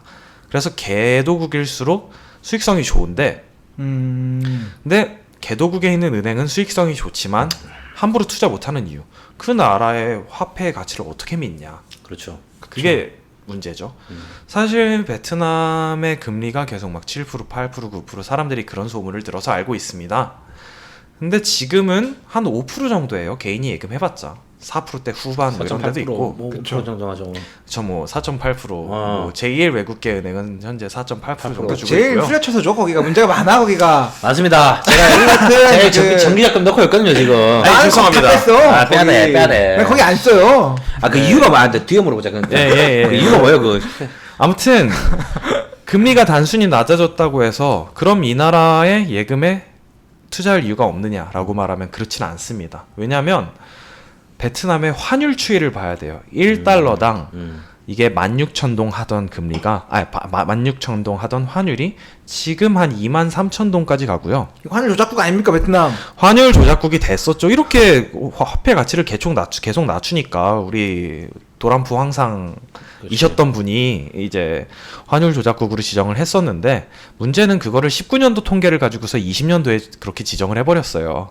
근데 베트남은 그때 이미 한 3년 연속 무역 흑자국이었고 그래서 한 1달러당 23,000 한 200동 정도에서 계속 고정이 돼 있었고 오히려 지금은 무역 흑자가 지속되고 뭐 그러다 보니까 오히려 약간 상승 국면이에요. 그러니까 그때 이자가 막 7%, 8%, 9%, 10%씩 붙어도 작년에 1달러당 16,000동이었는데 지금 17,000동 돼 있고 또 다음 해 보니까 18,000동 돼 있고 이제 보니까 23,000동 돼 있네 하면은 수익이 그렇게 나봤자 그거 다시 원화로 환산했을 때 큰 의미가 없는 거죠. 오히려 지금은 4%대 후반, 5%대 초반 뭐 좀 이름 없는 언제 망할지 모르는 은행 가면 6%대도 주거든요. 그러니까 이자는 많이 줄었지만 오히려 화폐 가치가 안정이 됐기 때문에 한국 분들이 베트남에 와가지고 예금을 하기에는 오히려 더 좋다. 물론 또 어떻게 보면은 그 돈으로 주식을 해서 돈 잘 벌면 더 좋다. 하지만 일반적인 사람들이 해외에 있는 주식을 종목을 골라가지고 투자를 하는 건 어렵잖아요. 그러니까 뭐 ETF를 하거나 근데 더 안정적으로 하려면은 베트남의 예금 상품을 하면은 제일 좋고 다만 이제 베트남의 예금 상품 하는 거는 베트남에 있는 사람들만 할 수가 있어요. 옛날엔 아무나 할 수 있었는데 바뀌었잖아요 법이. 네 맞아요. 그래서 베트남에 있으신 분들은 예금을 해도 괜찮다 정도를 말씀을 드릴 수 있어요. 뭐 말씀드리다 보니까 어떻게 은행 얘기만 했는데요. 뭐 은행주도 괜찮고 뭐 제가 있는 은행은 상장을 안 했고요. 은행주도 괜찮고 예금도 괜찮다라는 말씀을 먼저 드리는 게 뭐 가장 안정적이면서 뭐 확실하게 조금씩 돈을 불릴 수 있는 방법이라고 말씀을 드리고 싶네요.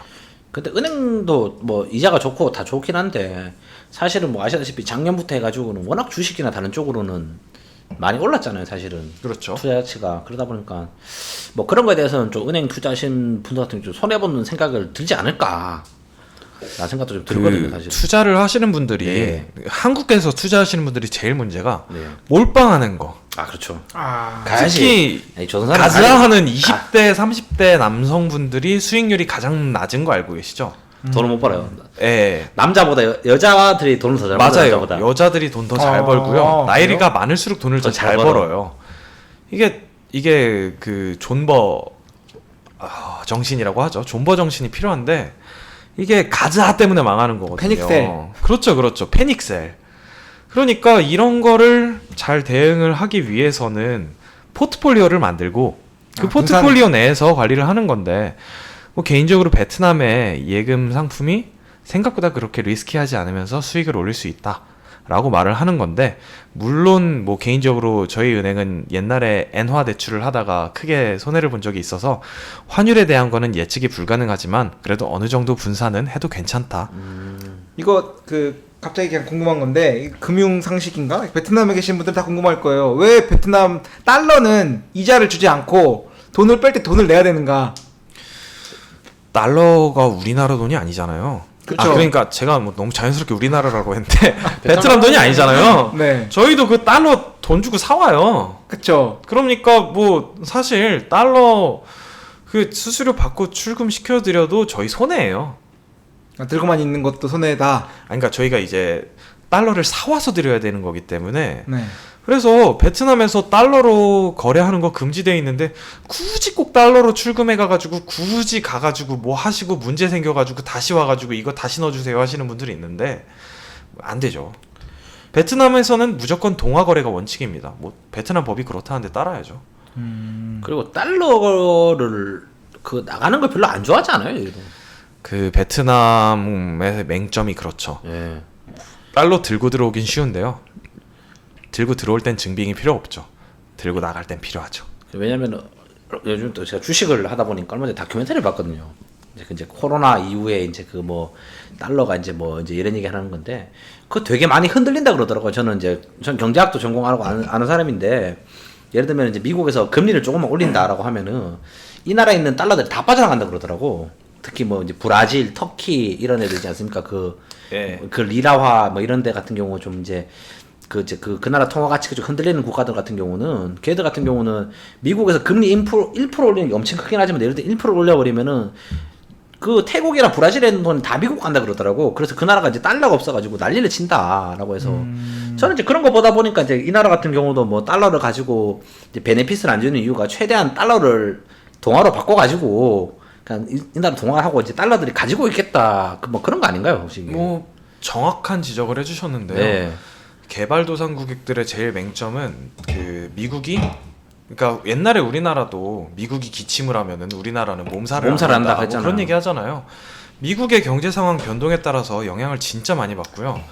방금 말씀하신 것처럼 미국에서 금리가 1% 올랐을 때 흔히 우리가 이런 식으로 접근을 합니다. 뭐 미국에서 금리 1%더 준다고 내가 예금을 미국에 하겠어? 이렇게 생각을 하잖아요. 반대로 생각해 보세요. 내가 미국 사람인데 돈 내가지고 베트남에 투자했어요. 돈 빌려가지고 베트남에 투자했어요. 근데 미국에서 금리를 올려버리네? 그럼 제가 상환해야 될 이자가 올라가요. 그렇죠. 그러면은 이거 베트남에서 마냥 투자할 수 있겠어요? 빼야죠, 그도. 그러니까 빚내서 투자했을 경우 빼잖아요. 네. 그러니까 뭐 이런 식으로 미국에서 지금 뭐 다들 뭐 자세히는 모르시더라도 테이퍼링 이슈가 나왔을 거예요. 당장 지금 녹화하고 있는 15일, 16일, 오늘 16일인데요. 지금 이제 미국에서 FOMC 하면서 테이퍼링 얘기가 뭐 나온다 만다. 뭐 개인적으로는 뭐 안 나올 거라 이번 믿습니다. 달에는 믿습니다. 테이퍼링에 대해서는 뭐 크게 얘기가 없을 것 같은데요. 맞습니다. 근데 이것뿐만이 아니라 7월에 뭐 잭슨홀 미팅이라고 미국에서 그 FRB 아저씨들이 뭐 그 미국의 그 시골 놀러 가가지고 거기서 쉬면서 뭐 모임하는 게 있는데 그때 테이퍼링 얘기가 나올 수도 있다라고 얘기를 많이 하거든요. 먼저 테이퍼링에 대해서 간략하게 설명을 하자면 양적 완화는 아시잖아요. 뭐 중앙은행이 시중에 있는 채권을 사들여서 시중에다가 돈을 주니까 뭐 돈이 풀린다. 근데 이 돈을 언제까지 풀 수가 없으니까 이 푸는 돈의 양을 줄이기 위해서 사는 채권의 양을 줄이는 것. 이거를 테이퍼링이라고 하거든요. 그러니까 시중에 돈을 꾸준히 뭐 100만큼 공급하다가 90만큼 공급하다, 80만큼 공급하다. 이렇게 줄이는 걸 테이퍼링이라고 하는데 주식은 시장을 선반영한다고 했잖아요. 시장을 선반영하니까 테이퍼링 하네? 언젠가는 금리를 올릴 수도 있을 거야 라고 생각을 하면서 미리 이제 동요를 하는 거죠. 근데 뭐 저번에 중국에서 그 소비자 물가가 생산자 물가가 기억 잘 안 나는데 뭐 9% 전년 대비 상승하고 미국에서 이번에 CPI 5% 상승하고 얘네 물가 때문에 테이퍼링 하는 거 아니야? 라고 가슈가 나왔더니 주식이 또 주춤하려다가 그 다음에 또 갑자기 뭐 미국에서 그 실업 관련된 실업 청구 건수, 실업 수당 청구 건수가 생각보다 많이 나와서 고용 지표 때문에 테이퍼링 못 하겠다라고 하니까 주식 시장 또 빵빵빵빵 뛰어오르고. 그러니까 지금 주식은 그냥 미국 주식은 지금 오르고 싶은 건데 아직까지 쭉쭉쭉쭉 오른 게 그 이유고 저도 그것 때문에 미국이랑 뭐 주식에 편승을 한 건데 테이퍼링 이슈가 만약에 잭슨홀 미팅에서 진짜 나온다. 잭슨홀 미팅이 아니더라도 어쨌든 올해 안에는 나올 거라고 다수의 전문가들이 전망을 하고요. 그렇게 하면은 진짜 빠르게 생각하는 사람들은 올 연말, 물론 저는 그렇게 생각을 안 하고요. 대부분의 전문가들은 뭐 내후년 정도에 뭐 금리 인상이 나올 거다라고 하는데 23년 뭐 이렇게 얘기하더라고 24년. 예, 금리 인상이 나오기 전에 이미 시장은 테이퍼링이 한참 진행될 때 요동이 칠 거거든요. 그래서 저도 지금 주식 투자를 계속 하고 있지만 이거를 뭐 언제까지 할까 계속 시장을 예의주시하고 있어야죠. 제일 또 한국의 개인 투자자들이 실수 많이 하는 게 슈카에서 이거 뭐 계속 오르겠죠 하하하 이러고 넘기면은 그거 하나 가지고서 3개월 4개월 동안 오르겠지라고 하는데요. 그런 전망은 일주일을 못 갑니다. 근데 슈카 아저씨는 일주일 전걸 얘기하잖아요. 근데. 그분이 진짜 프로 유튜버인 게 절대 리얼타임으로 얘기 안 해. 다 이미 거기 뗄감 다 떨어지고 다 이제 그 너덜너덜해진 거 가지고 방송하잖아 그분은. 근데 맞아 그분 되게 그래서 왜냐면 딱 똑같은 얘기 하시는 게 지금 저번 주에 슈카 아저씨 방송 보면은 미국 고용지표 관련 얘기를 해요. 미국이 이제 그 인플레가 오니 이제 뭐 하면서 테이퍼링 얘기를 하는데 고용지표는 떨어지는데 주가는 오른다. 그게 벌써 1, 2주 전 얘기라. 그렇죠. 그거는 슈카 아저씨가 일주일 전에 얘기하거든요. 그거는. 아 그럼요. 아무튼 이런 식으로 미국에서 그러니까 베트남에 지수 투자를 한다. 뭐 그렇게 생각을 하시면 미국에서 어떻게 움직이는지 되게 잘 봐야 되고요. 그렇죠. 물론 지금은 베트남의 주식은 계속 최고가를 갱신을 하고 있습니다. 그렇죠.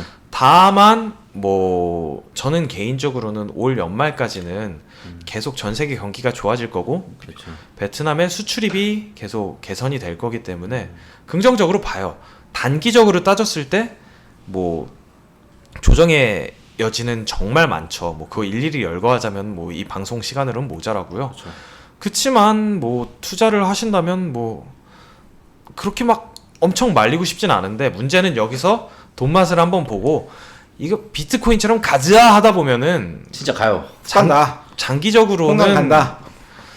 홍강이라고 하면 모르시니까 이 한국에서 아무것도 모르고 투자하셨던 분들 한강 갈 수도 있죠. 그러니까 제가 함부로 하라고 말씀을 못 드리니까 아까 뭐 조금 안정적인 예금이나 뭐 은행주나 뭐 이런 거를 말씀을 드린 거고요. 베트남에서는 지금 그래서 정 박사님 같은 경우에는 저 박사가 없습니다. 이 그 달러를 들고 있는 게 낫나요? 아니면은 동화를 예금에 넣는 게 낫나요? 저는 개인적으로 장기적으로 뭐 단기 장기화를 하기 전에 제가 먼저 했던 거를 예시로 들면은 지금 저는 일단 달러를 올해부터 전혀 보유를 하지 않고 원화랑 동화로 나눠서 보유를 하고 있었습니다. 왜냐면 올 초까지만 해도 뭐 금리 인상 이슈는 거의 없었고 그렇죠. 돈 더 풀어라 계속 뭐 그런 얘기만 하고 있었잖아요. 돈 더 풀 거니까 돈 더 풀면 달러 인덱스가 계속 떨어지잖아요. 그 제가 정확하게 달러 인덱스가 기억이 안 나는데 지금 미국 달러 지수가 90에서 90일 왔다 갔다 하거든요. 90.5 정도 됐던 걸로 기억을 합니다. 그 지수가 어떤 걸 의미하는지 모르기 때문에 미국의 달러를 가지고서 전 세계 주요 통화랑 비교를 해가지고 인덱스로 만든 건데 그게 90 정도면은 뭐 달러 지수가 높을 땐 100도 넘고요. 근데 지금 90 정도면은 달러의 가치가 많이 내려갔다라고 볼 수 있습니다. 이게 왜냐면은 미국에서 미국의 뭐 이 경제학적인 얘기를 하자면은 미국 중앙은행의 자산이 코로나 이전보다 코로나 이후에 2배 이상 늘어났어요. 그 말의 뜻인즉슨 전 세계의 달러 양이 2배 이상 늘어났다는 거죠. 그렇죠. 그러면 달러의 가치가 유지가 될 수가 없어요. 떨어지겠죠. 코로나 때 뭐 미국의 패권 지위가 깨지느니 어쩌느니 헛소리 하던 사람들이 있는데 그 사람들이 이렇게 달러가 이렇게 많이 늘어나면 망할 거다 뭐 그런 얘기를 하는 사람들이 있었던 거고요. 그건 말도 안 되는 소리지만 어쨌든 달러의 가치는 지속 떨어졌어요. 우리나라 원화 가치만 해도 코로나 막 터졌을 때 1240원 찍은 날이 있었는데 그 하루에 1280원까지도 간 적이 있거든요. 지금 보면은 1110원 1117원이었던 것 같은데 오늘. 뭐 어쨌든 네, 그렇습니다. 뭐 그때랑 비교해서 달러 대비 가치가 많이 올라갔다는 거고. 네. 베트남 동화의 기준도 저도 이제 베트남에서 고객분들 만나면은 뭐 달러 가지고 있어야 돼요? 동화로 환전해야 돼요? 물어보면은 저는 뭐 6개월 전부터 달러는 6개월 전이 아니죠. 뭐 작년 말부터 달러보단 동화를 추천드리고요 라고 하면요. 사람들이 잘 안 믿어요. 그래도 달러 불패시나. 달러 불패죠. 달러니까 이 정도밖에 안 떨어진 거예요. 달러 불패. 안정적으로 가지고 있자면 달러가 맞지만 저한테 물어보면 동화 가치가 올라갈 게 어느 정도 보이는데 지금 동화 가치는 많이 올라갔고요. 뭐 코로나 한참 때 1달러당 23,600동 하던 게 지금 뭐 22,900동 뭐 이렇게 좀 많이 가치가 올라갔으니까요. 물론 베트남 통화에 대해서 얘기를 하자면 바스켓 통화라고 해가지고 전 세계 달러, 위안, 뭐 대만 달러, 한국 원, 태국 바트, 싱가포르 달러 등등등의 뭐 가치를 연동해서 하지만 그럼에도 불구하고 시장 환율을 무시할 수는 없거든요. 근데 베트남의 동화 같은 경우는 뭐 최근 1, 2년 사이로 봤을 때는 가치가 좋아지고 있고요. 올해 저희 이제 베트남에 있는 제1 외국계 은행에서 전망하기로는 연말까지 1달러당 한 22,800동 정도 되지 않을까라고 올 초에 전망을 했고요. 뭐 그때 당시 23,100, 200동 막 이랬는데 뭐 그 예상치대로 가고 있습니다. 이 베트남 동하고 달러 환율이 페어링되는 거는 이게 자동으로 변동이 되는 건가요? 아니면 이거는 그 베트남 뭐 개입을 하죠. 많이 하는 것 같은데? 많이 하죠. 네. 옛날에는 그래서 오늘 얼마라고 이렇게 딱 때려주는 게 있나요? 공시가 내려오나요? 아니 뭐 그렇다기보다는 그 중앙은행에서 그렇게 하기도 하고요. 근데 그게 시장 환율을 무시할 수 없어요. 공산주의 국가들이 망한 이유 중에 하나가 시장 환율하고. 너무 차이가 나면 안 되지. 그렇죠. 그래서 저도 이제 시장 그 은행에서의 환율하고 암시장에서의 환율하고도 뭐 은근슬쩍 막 항상 체크해보고 하는데요. 그렇게 많이 차이 나지 않습니다.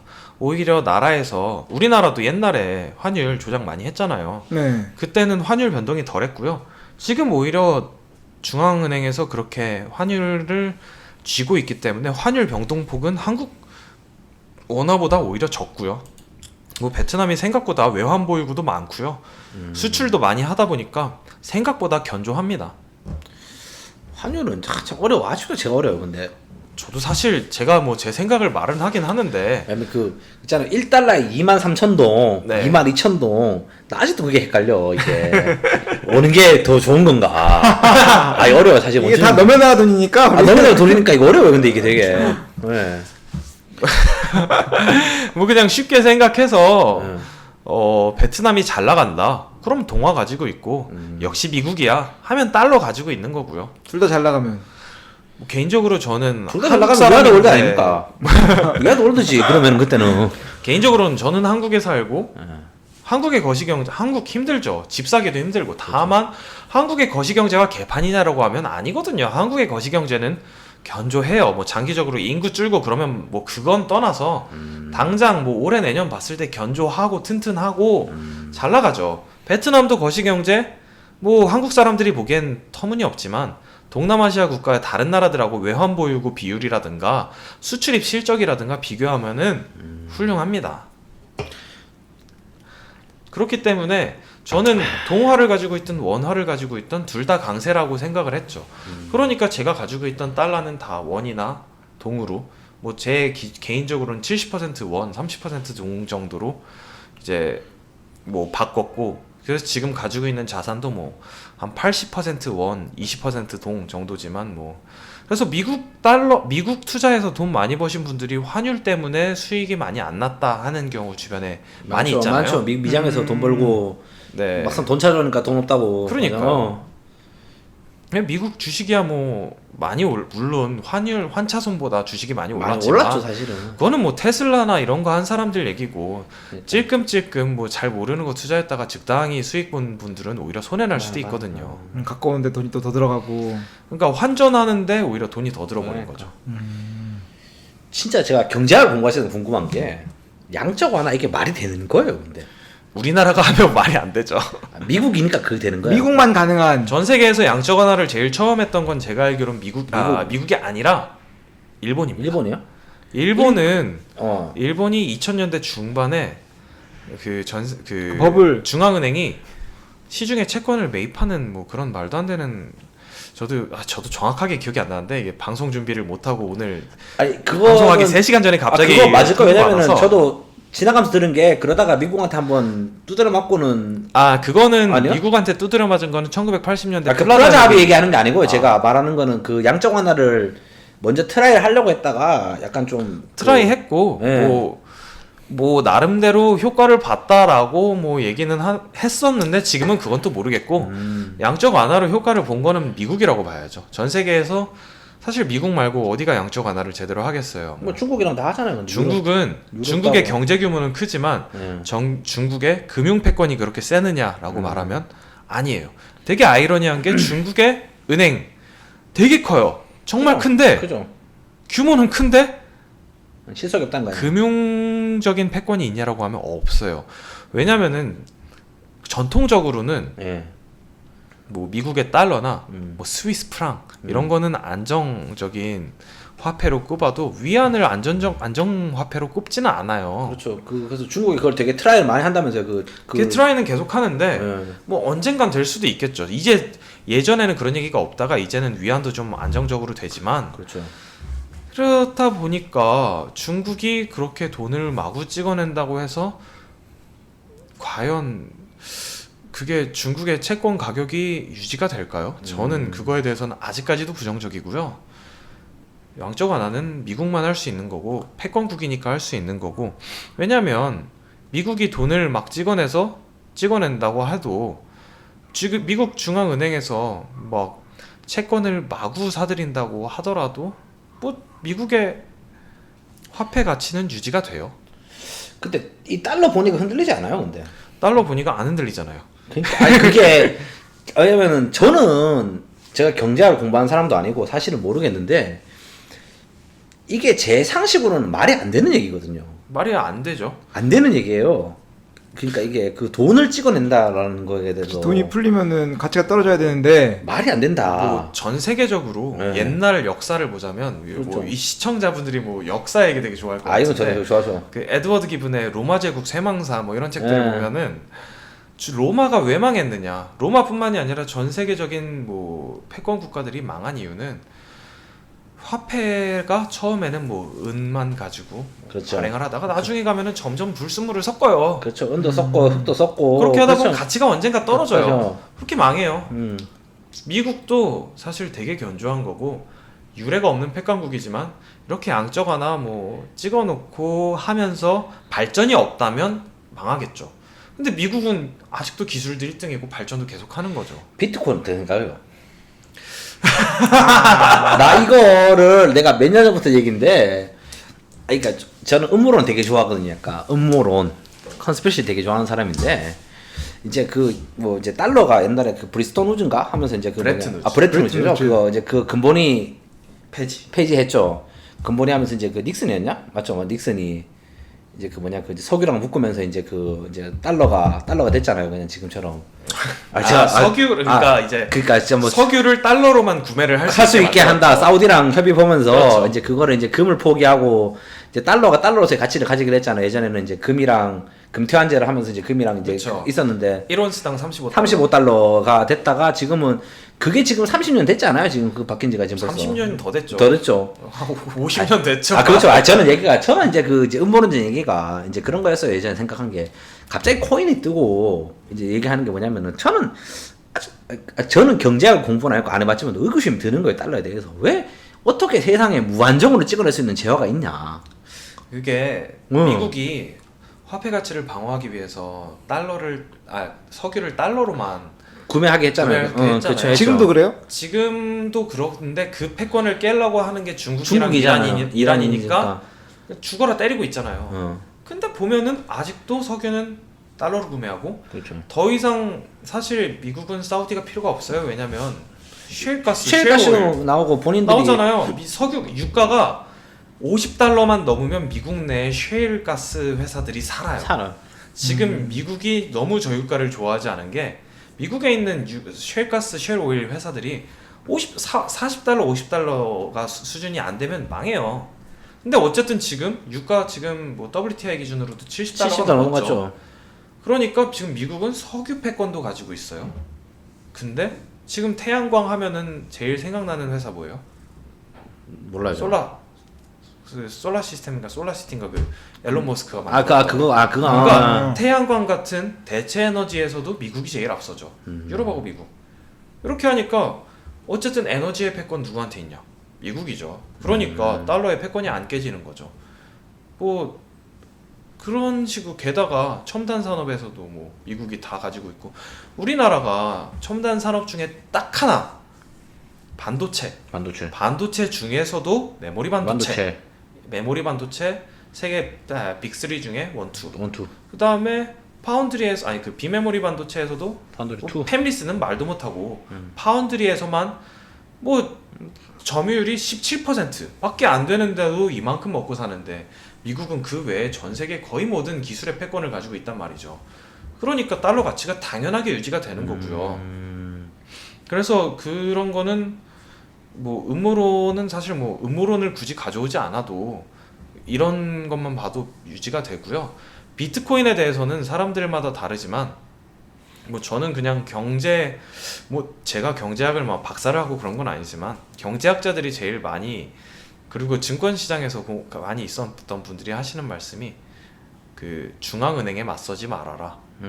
증권시장의 제일 가장 오래된 격언 중에 하나거든요.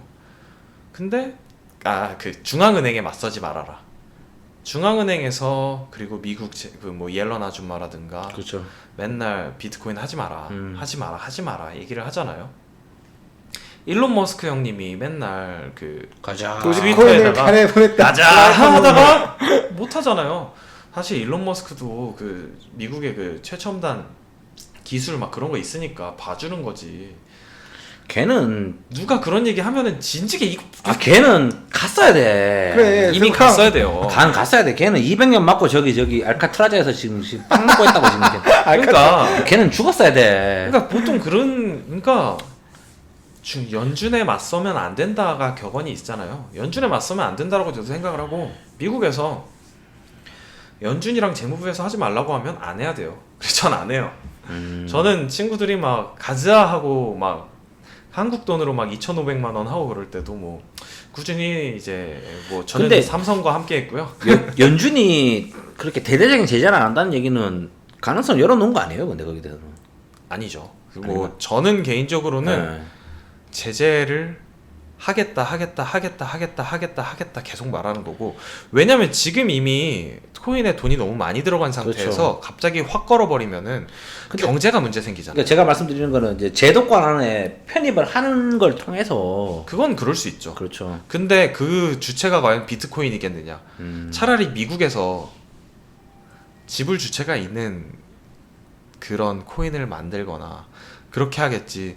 우리는 오늘부터 뭐 비트코인을 인정하겠다? 뭐 그렇게? 그것도 일본에서 만든 건데 하겠어요? 안 하죠. 그러니까 뭐 그 기술에 대해서 좋냐, 훌륭하다, 엄청나다, 좋다.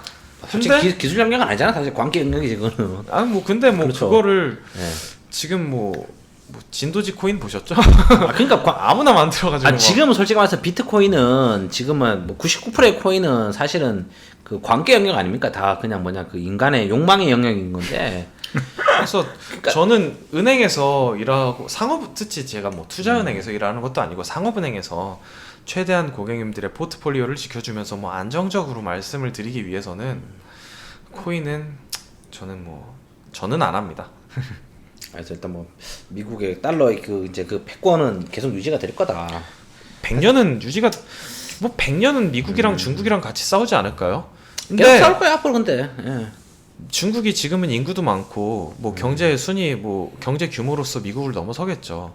근데 중국도 고령화가 이미 심각한 상황이잖아요. 한국이 뭐 더 심각하니까 할 말은 없지만 중국이 정책 바꿨잖아요 그것 때문에. 그것 때문에 예. 한 40년 50년이 지났을 때 오히려 선진국이 됐음에도 출산율을 어느 정도 유지하고 있는 미국과 출산율이 이미 진지게 꺾여버려가지고 그렇게 된 중국. 근데 그거는 중국이 노선 바꿨잖아요 최근부터. 노선을 바꾼다고. 그 출산율에 대한 거는 3단 연장이 이거는 경제학과 관련된 거라고 말하기는 어려운데, 하기사 근데 선진국이 될수록 출산율을 주는 거는 출산율은 네. 선진국이 될수록 주는 주는 거고요. 거죠. 산하 제한 정책은 아무 의미가 없다라고 뭐 그거는 맞는 얘기니까. 학자들이 많은 네. 얘기를 했고요. 근데 그 뭐 미국은 그런 국가 아니까 사실은. 미국은 출산율이 근데 넘나요? 얼마나 되나요? 미국 출산율이요? 제가 네. 근데 미국 경제학의 출산율은 영역이 아니라 기억이 안 나는데요. 솔직히 말해서 미국 출산율은 다 히스패닉이랑 그 밑에가 맞추는 거 아니에요 지금 근데 다. 어쨌든 중요한 건 네. 뭐 1.73명 정도라고 그렇죠. 하는데 높네. 높다니까 미국. 높죠. 대한민국은 지금 0. 제가 이런 얘기하면 욕 많이 먹을 것 같긴 한데, 그 미국의 경우도 뭐 다른 다양한 이민족들이 출산율을 받추고 있죠. 우리나라에서도 어차피 그 미국에 있는 속대 말하는 피부 흰 엘리트들은 애를 안 놓을 거고 어차피 그 밑에는 다 멕시칸이랑 채우는 거잖아요 사실은. 저기 그렇죠. 그 아프리칸 우리 이런 말을 하면 좀 그렇긴 한데 우리 또 그 피부 좀 색깔 짙으신 분들은 형님들은 애 10명씩 놓거든. 6명씩 놓고. 경제학적으로 봤을 때는 그런 사람들이 국가에 들어와서 애를 낳는 것도 사실 긍정적으로 봐야죠. 그렇지. 저희가 일단 오늘 방송 지금 무슨 얘기하는 거야 지금? 아니 여기 맞아. 한 번 더 하려고. 한 번 더 하려고 그렇죠. 일단 오늘은 물이 올랐기 때문에 좋네 오늘 좋아. 일단 여기서 지금 1부 방송을 마무리를 해야 될 것 같고요. 맥주 좀 더 산 다음에 2부 방송 찍으시죠. 그래도. 좋습니다. 오늘 근데 마무리하기 전에 그래서 일단 1부에 대한 결론을 좀 내야 될 것 같아. 결국은 오늘 우리가 어떤 얘기를 했는가? 솔직히 USA로 마무리하는 나는 그렇지. 열심히 알긴 하는데 이과 무슨 이과? 나는 이과 공대. 나는 전공을 하나도 안 했어요 여기 대해서. 여기 또 인문계는 또 거기 아닙니까? 그러니까 또 포장을 할 때도 또 이렇게 수틀리면은 자기는 문과 같은 공대라 그러고 이럴 때는 지금 왔다 갔다 하시는 게 정치학 전공하고 어울리는 것 같기도 하고. 저는 이과라서 오늘 얘기를 잘 이해를 못했어. 그래서 우리 그 인문계를 전공하셨던 두 분께서 오늘의 결론은 뭐다? 이게 주제를 정해야 되거든. USA로 미국과 베트남 그 뭐라고 해야 될까? 하여튼 뭐 오늘 청취자 여러분들 들었는데 지금 저희가 인트로로 지금 17분을 떠들었고 지금 55분이 지나가고 있습니다. 진짜 저희가 정말 간만에 의식 여러분들 얘기했는데 뭐 결론 정리하자면은 앞으로 베트남은 괜찮다. 그래서 베트남의 쓸만하다. 그 미국을 통해 살펴본 베트남의 경제 전망? 전 세계의 전망에 따른 베트남의 그 위상은 어느 정도가 될까 그렇죠. 정도라고 생각을 할 수가 있겠죠. 좋습니다. 오늘 그러면 전 세계의 뭐라고? 그러니까 전 세계의 전 세계의 경제 현황에 비추어 봤을 때 전 세계 베트남의 현황은 어느 정도가 될까? 좋습니다. USA 오늘 주제는 요걸로 해서 지금 이제 1부 저희가 마무리를 마무리하고. 하려고 하고요. 야 제가 간만에 오늘 이부작 하네요. 또. 간만에 이부작 오늘. 간만에 이부작. 오늘 저희 또 정석사님 제가 얘기를 많이 들었지만 또 이렇게 뜨겁네. 또 뜨겁네. 인문계에 나오신 우리 그 이프로님. 난 법전공에서 아무 관계 없어요 나 이거랑 자꾸. 이렇게 또 그 판사를 꿈꾸시는 이프로님과 얘기 나누시는 거 보니까 이 대담한 모습을 보니까 2부를 가야 될 것 같습니다 오늘. 근데 저도 아무 생각 없이 그냥 일하다가 야근하다 급하게 와가지고 뭐 떠들다 보니까요. 원래 이런 방송이에요 우리 방송이.